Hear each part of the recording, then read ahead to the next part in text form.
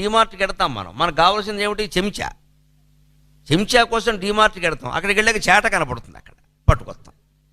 ఇవన్నీ లేనే లేవు మన ఇంట్లో, ఇన్ని అవసరమా? అక్కడ ఏవో తిరుగుతుంటే వాడు సొమ్మేం పోయింది, ఒక 100 పెడతాడు, 100 ఏమిటి 1000 1,00,000 పెడతాడు.